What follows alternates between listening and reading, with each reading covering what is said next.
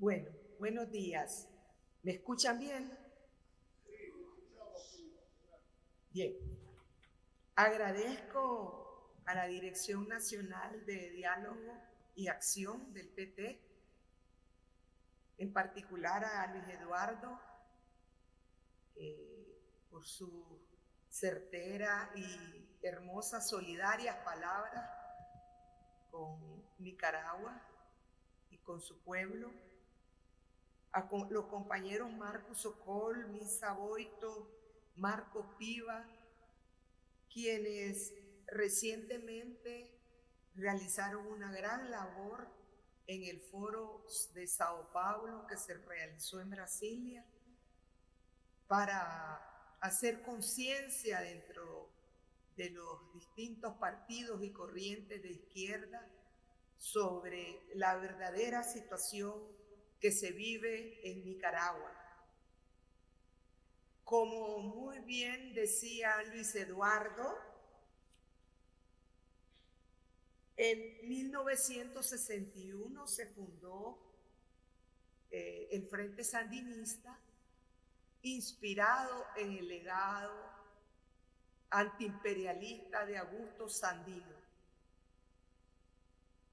Por encima de los reconocibles errores que pudimos cometer en esos años, la revolución sandinista sedujo a una gran cantidad de nicaragüenses, a las grandes mayorías de nicaragüenses que fueron los actores principales de la lucha contra Somoza, pero también de la revolución. Y también consiguió la solidaridad y el respaldo internacional que se expresó, como muy bien decía Luis Eduardo, en las brigadas de alfabetización, en las brigadas de corte de café, en apoyo a las tareas de la salud. Como se sabe, la revolución fue agredida por la decisión de Ronald Reagan de acabar con lo que él consideraba un mal ejemplo para Latinoamérica. Así que en 1990, después de una terrible guerra que costó mucha sangre, el desgaste económico, el desgaste moral de la población, la revolución perdió las elecciones democráticas que se realizaron en 1990. Se sucedieron luego 3 gobiernos neoliberales de derecha y en 2007 Ortega regresó al poder.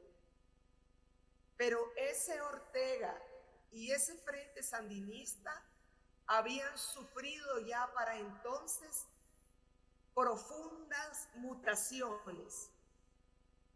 Ortega había pactado con uno de los presidentes más corruptos de Nicaragua, Arnoldo Alemán, y su fuerza de derecha, el Partido Liberal, para repartirse todos los poderes del Estado.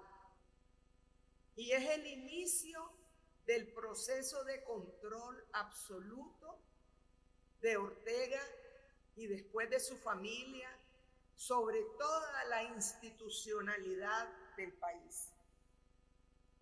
Pero además Ortega también pactó con una parte de la jerarquía más reaccionaria de la Iglesia Católica y se volvió un conservador en materia de derechos, particularmente de las mujeres.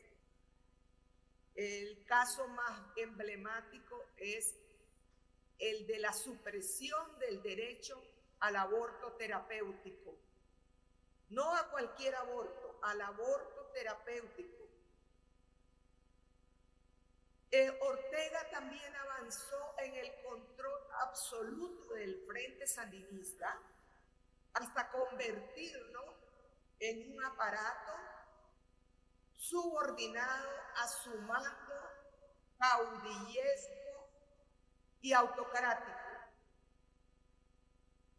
También pasó a controlar por medio de mecanismos corruptos, reparto de puestos, a las dirigencias de los sindicatos que se habían creado durante la revolución.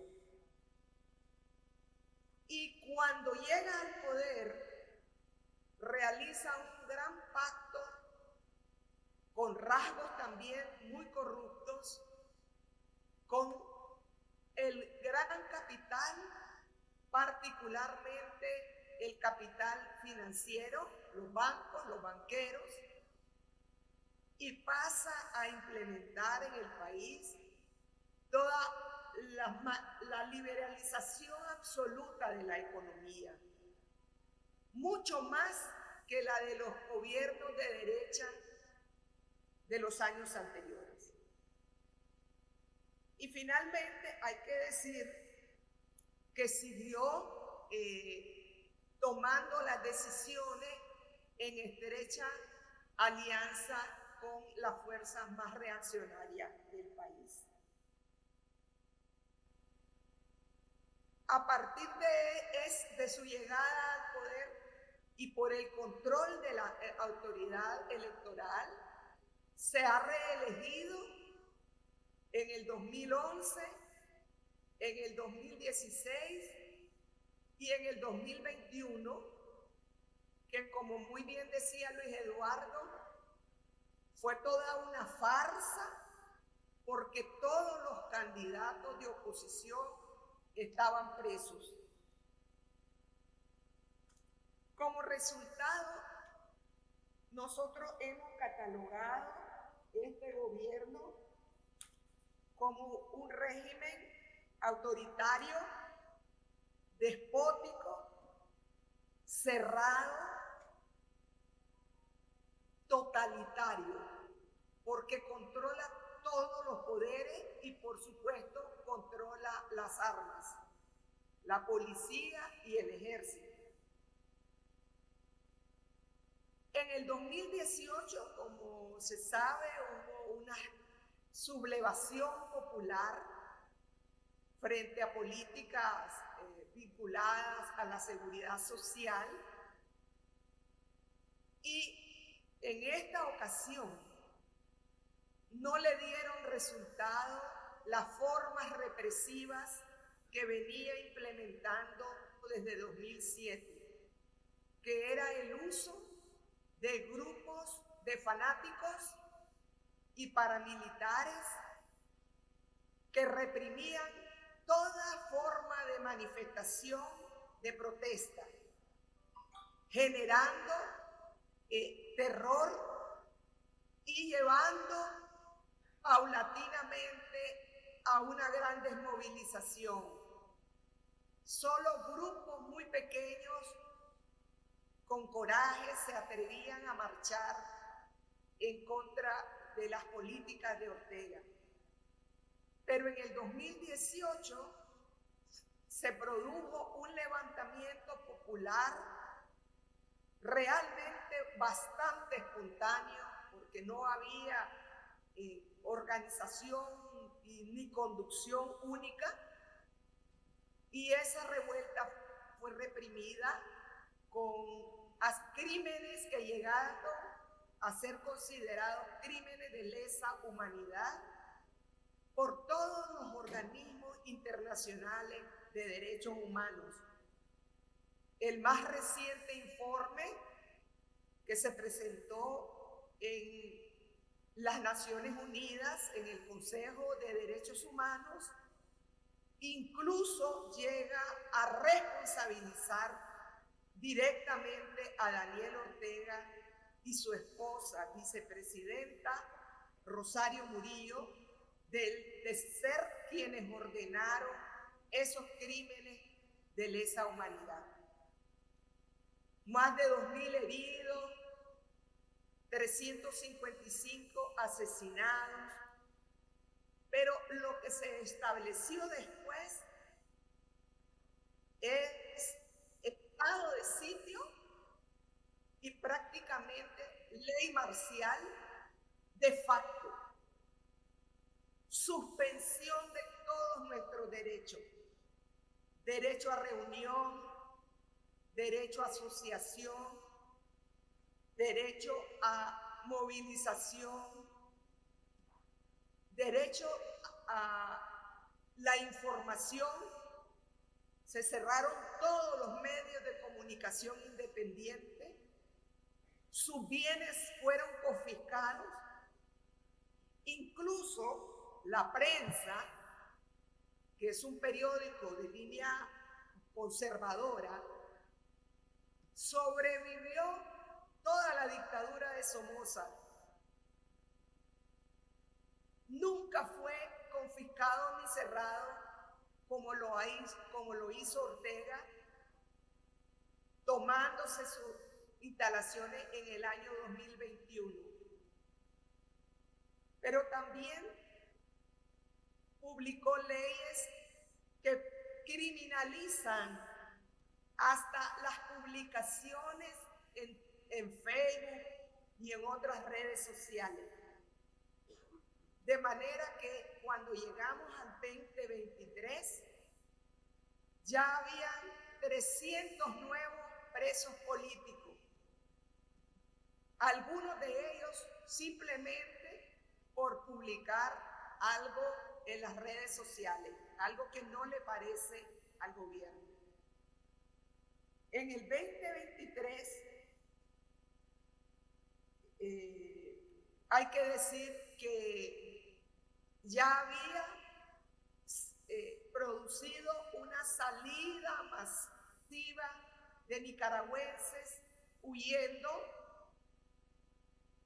El exilio en Costa Rica, por ejemplo, llegó a ser de 200.000 personas pidiendo refugio en un país de apenas 6 millones de habitantes. Una gran cantidad de opositores son impedidos de regresar al país. Todos los organismos de derechos humanos han sido expulsados del país, incluyendo la CIDH, Amnistía Internacional. 3.460 organizaciones civiles han sido ilegalizadas. Muchas de ellas también sus bienes confiscados, locales que servían para proteger a mujeres víctimas de violencia, centros de formación política, sedes para ayudar a ancianos, ollas comunales. Y todo eso ha incluido también más recientemente, desde el año pasado, 2022, persecución abierta a la Iglesia Católica. Más de 30 sacerdotes también fueron expulsados y desnacionalizados, pero también las órdenes religiosas, como las monjas de Madre Teresa de Calcuta, todas expulsadas del país, y sus centros de atención social cerrados. En 2022, en 2023, de forma sorpresiva, desterraron a 222 presos políticos y después les quitaron la nacionalidad 5 días después, 94 ciudadanos, dentro de los cuales me encuentro yo, mi esposa, mi hija, escritores como Sergio Ramírez, Gioconda Belli, el hijo de Pedro Joaquín Chamorro, Carlos Fernando Chamorro, por lo menos unos 20 periodistas, líderes campesinas como doña Francisca Ramírez. Todos nos quitaron la nacionalidad, a los jubilados, la pensión de jubilación, que es sagrada, todos nuestros bienes,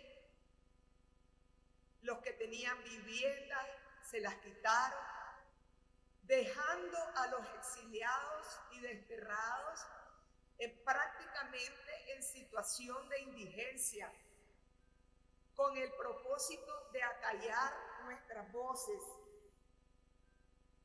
La cárcel que sufrieron y siguen sufriendo los presos políticos es particularmente brutal.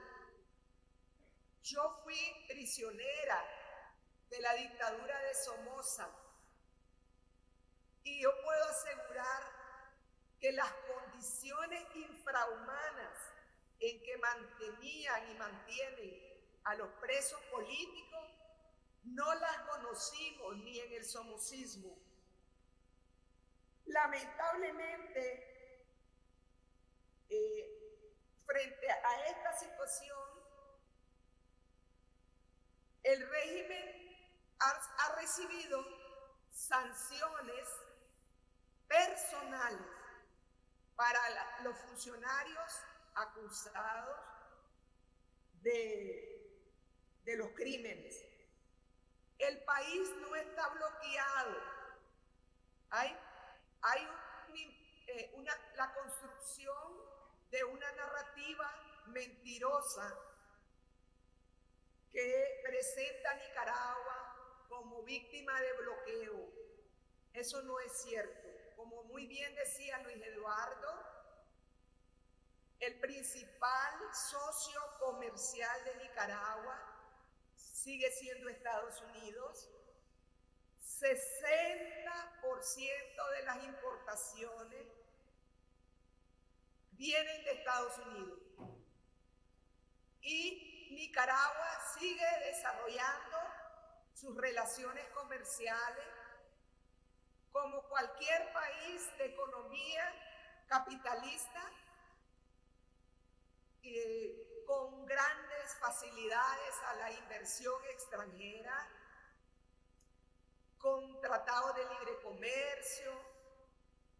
Es elevadamente extractivista, ha favorecido la concesión de todo el territorio para las explotaciones mineras y de las peores, la minería a cielo abierto.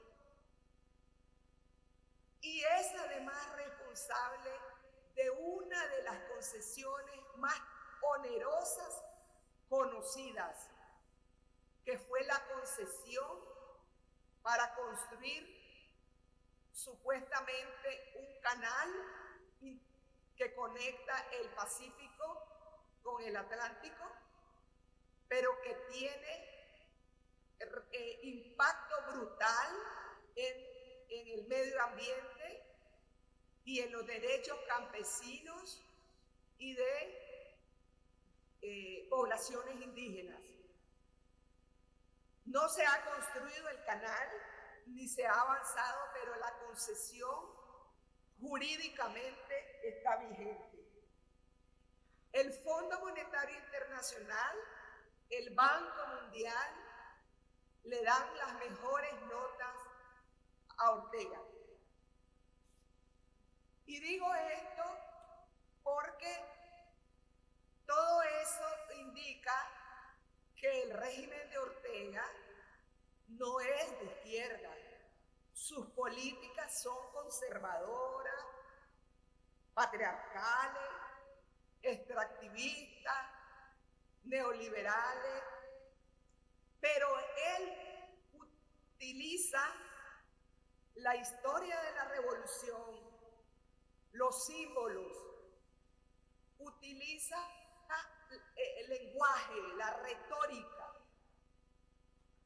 para inscribirse como parte de las fuerzas de izquierda y presentar la crisis que vive de Nicaragua como la confrontación con el imperialismo, lo cual es una completa falsedad.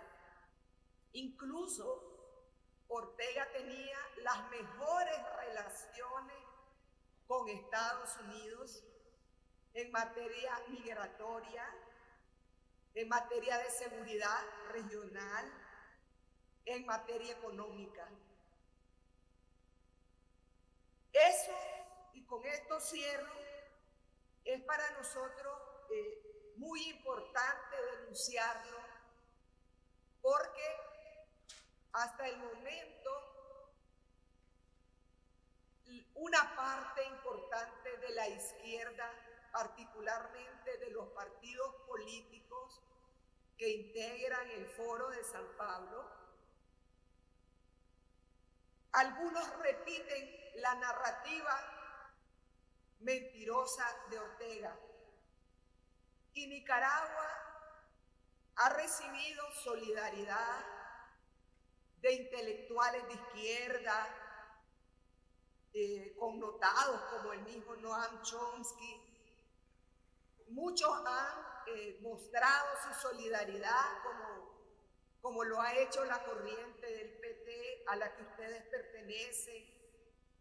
Hemos conseguido que el presidente de Chile, Boric, tenga una posición absolutamente clara de condena a las violaciones de derechos humanos que se cometen en Nicaragua.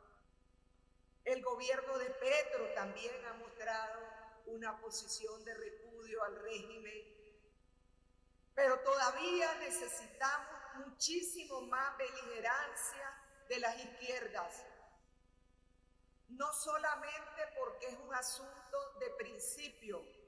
Las izquierdas deben estar, sin duda alguna, a favor de la democracia, a favor de la alternabilidad en el poder, a favor de los derechos humanos, y no pueden dejar lugar a dudas de que repudian los crímenes que se cometen con la población cuando esta protesta.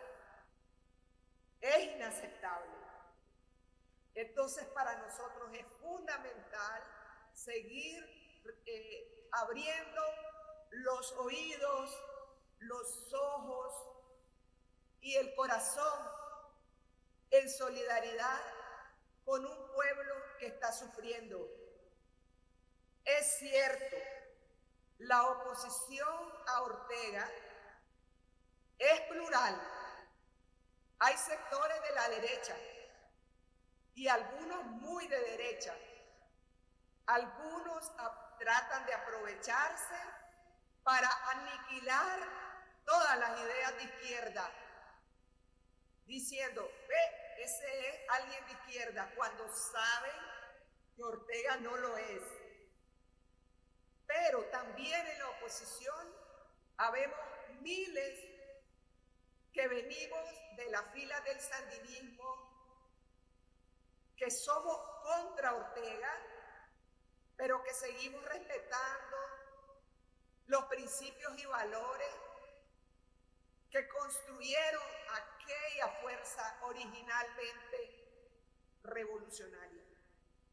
Y somos miles los que queremos poner fin a esta dictadura y a iniciar el camino para seguir levantando las banderas históricas que siempre hemos levantado las fuerzas de izquierda y que ahora claramente también están vinculadas a la lucha por los derechos de la naturaleza, la diversidad sexual, los derechos de las mujeres, etc.